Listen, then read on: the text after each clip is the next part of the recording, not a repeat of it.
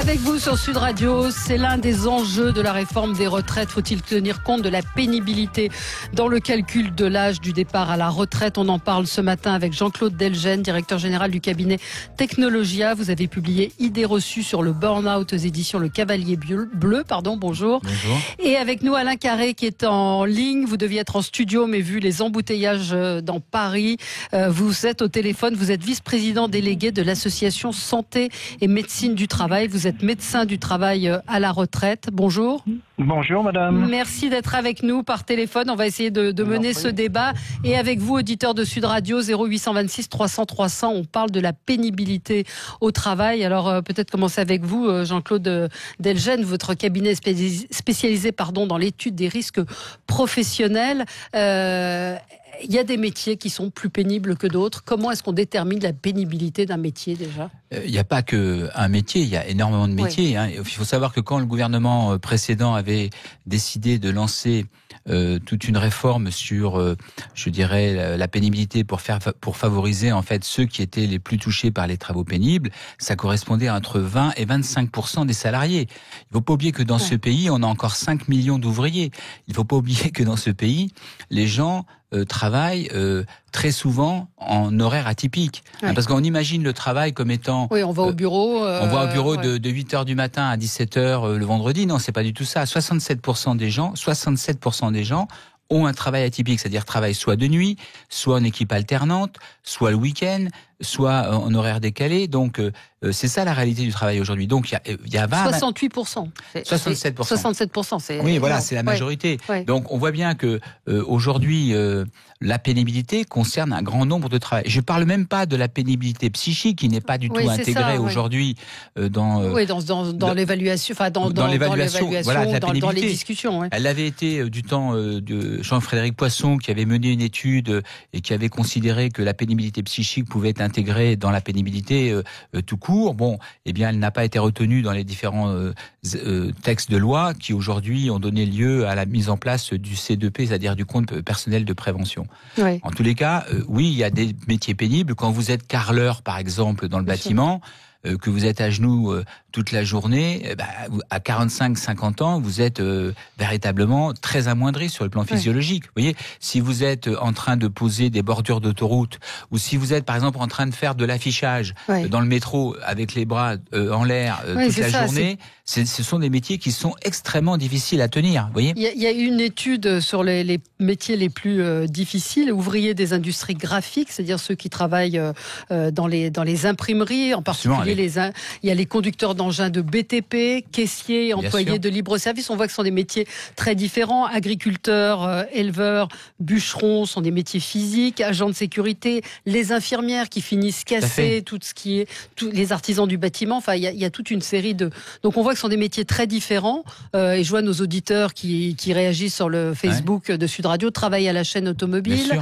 Travail répétitif, c'est un travail qui est très très difficile. Quand vous avez toutes les 15 secondes, un geste à faire, soit coller une étiquette, soit tourner un boulon, c'est au bout quand vous arrivez à votre job, eh bien, vous le faites pour des raisons alimentaires, parce que il est très peu probable de bosser, voilà. Et les gens se mettent en mode robot, ils s'oublient eux-mêmes, ils oublient en fait leur humanité. Vous voyez, donc ce sont des travailleurs qui souffrent énormément. Mais est-ce qu'on pourrait déterminer aujourd'hui un système de retraite qui tienne en compte la pénibilité, très métier simplement. Par métier? Comment on pourrait faire? Regardez, par exemple, vous prenez quelqu'un qui a travaillé 40 ans de sa vie.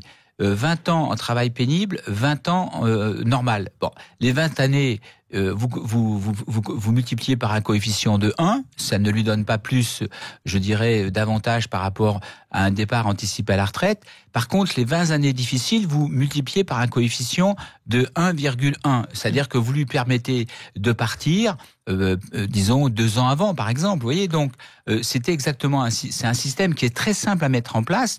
Après, il y a des questions de financement. Laisser partir sur la durée, c'est à peu près 2 milliards d'euros chaque année. Donc c'est quand même un coût, donc il faut effectivement l'anticiper. Alors, je dis cela, mais attention, quand on laisse travailler des gens très tardivement, les années marginales de travail coûtent très cher à la collectivité. Ouais. Oui, pourquoi? Parce que c'est comme vous, si vous travaillez par exemple 8 heures, ça va. Vous travaillez 2 heures de plus. Les 2 dernières heures vont être très coûteuses pour votre santé.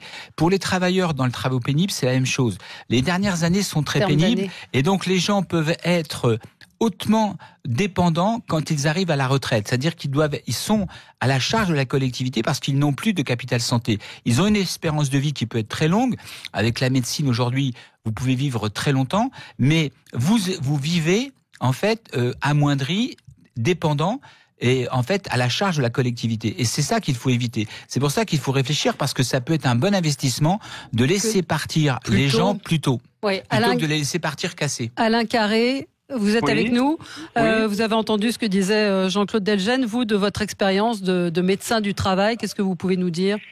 Alors, bon, j'ai été médecin du travail précisément dans un de ces régimes spéciaux qu'on décrit là, c'est-à-dire en fait EDF, GDF, voilà.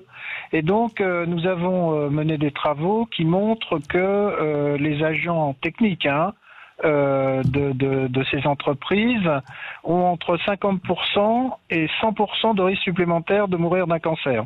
Ouais. Donc effectivement, vous voyez, la pénibilité prend tout de suite un tour beaucoup plus tragique, si je puis dire. Vous savez sans doute qu'un ouvrier employé a 3 fois plus de risque de mourir d'un cancer qu'un cadre supérieur ou une profession libérale. Donc vous voyez quand même 7 ans de moins d'espérance de vie pour un ouvrier par rapport à un cadre. 10 ans de vie sans incapacité pour un ouvrier par rapport à un cadre. Donc vous voyez, il y a quand même vraiment une sorte de ce qu'on appelle nous des inégalités sociales de santé au travail que peut-être le projet qui est en cours ne compense pas. Il y a une auditrice, Isabelle, nous dit c'est impossible de faire un travail sur la pénibilité. Dans le privé, il faut être rentable. C'est une source de stress au quotidien et de possible burn-out. Et vous avez évoqué, parce qu'on parle des métiers physiques, on a une auditrice, Brigitte, qui nous dit je viens d'arrêter, 62 ans et demi, même poste que vous. Elle s'adresse à une autre auditrice. Résultat, cassé depuis que je suis en retraite.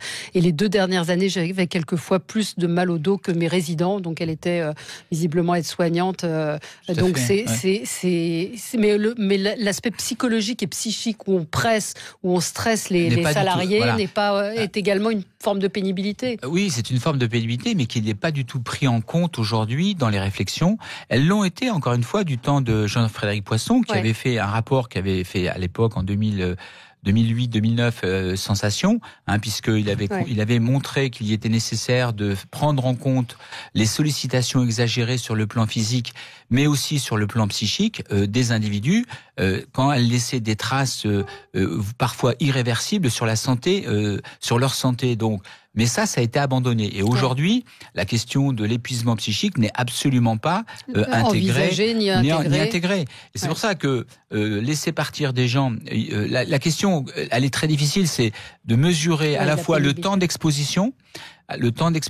Par exemple, le travail de nuit, tous les travailleurs de nuit, par exemple, qui sont en dessous de 120 nuits par an travaillées, par exemple, je travaille à 80 nuits travaillées, je ne suis pas concerné par exemple, le compte pénibilité qui a été mis en place, qui permet de partir plus tôt. Donc, il est nécessaire de revoir le système et de le mettre à plat, de vérifier vraiment regarder les conditions de travail par une observation fine, de prendre le temps de faire quelque chose de sérieux pour éviter d'y revenir. Parce que ça n'a pas été ça fait 10 ans. Oui, c'est ça, c'est un sujet qui est là depuis... Voilà, ça fait 10 ans. L'ancien gouvernement est tombé dans la complexité.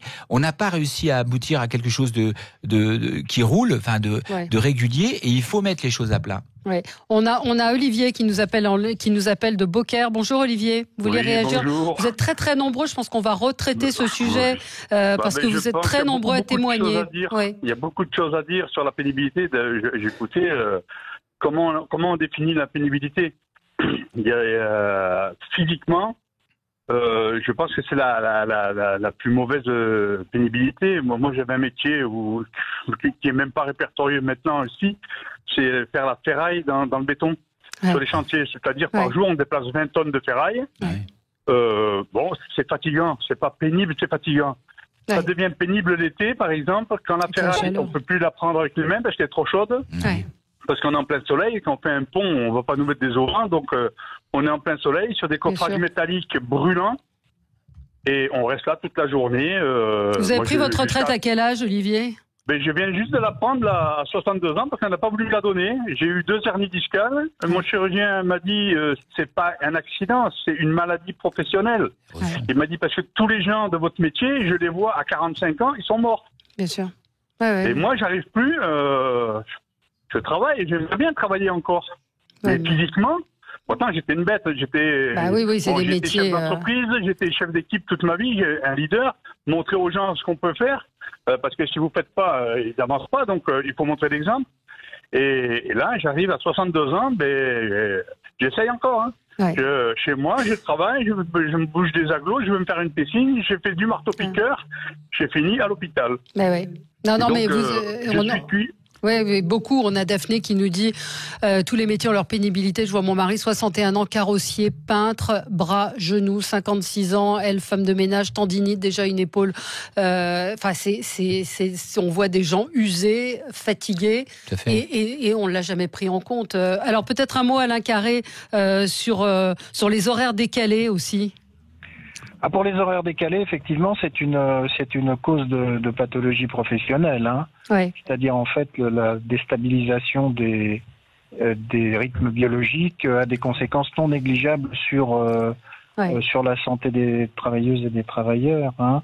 En particulier, le travail de nuit pour les femmes est très pénalisant. Ou les 3-8 aussi. Est mis en avant comme vecteur du cancer du sein, hein, comme cause de cancer du sein. Ouais. Donc, bien évidemment, toutes ces questions-là sont au cœur même de la notion de pénibilité. Donc, à mon avis, la définition reste encore à trouver. Hein. Oui, c'est compliqué. De la pénibilité et de voir comment on aménage. Moi, on aménage, moi, personnellement, comme médecin du travail, je suis pour la prévention.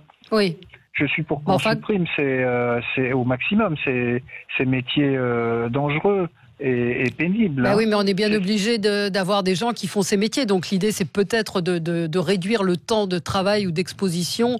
On voit Maria qui nous dit « J'ai eu 3 maladies professionnelles, donc retraitée à 50 ans ». Comment on en arrive aujourd'hui à laisser les gens dans cet état-là, Jean-Claude Delgenne ? Oui, alors là, effectivement, il y a deux choses que je voulais rajouter. La première chose sur la question de la pénibilité, elle n'est pas forcément tout le temps ressentie négativement. Non. Vous voyez, par exemple, nous, on a beaucoup travaillé avec Technologia, avec les représentants du personnel, par exemple, dans les hôpitaux. Les infirmières, les médecins vous disent... Ils aiment leur métier. Ils aiment leur métier, mais ils vous disent la nuit, c'est une autre ambiance. La nuit, c'est différent. On a moins le chef, la hiérarchie sur le dos. On est plus dans un ciment relationnel. Donc, il faut se méfier aussi de cela. Pourquoi ? Parce que elle peut être ressentie différemment et on peut ne pas s'en méfier et elle peut avoir des conséquences sur soi.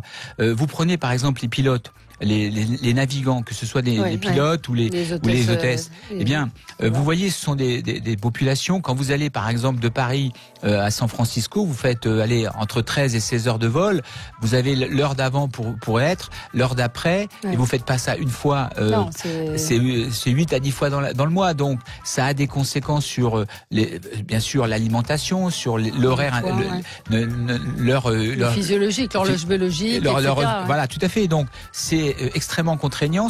Mais il n'y a aucune étude, par exemple, qui démontre l'espérance de vie ou la durée de vie en bonne santé pour ces populations-là. Donc il faut faire attention. Surtout, il faut faire attention lorsque, comme ça a été dit pour la dernière personne, vous avez plusieurs facteurs qui intègrent. Par exemple, la chaleur, les températures extrêmes, le port de charge, etc.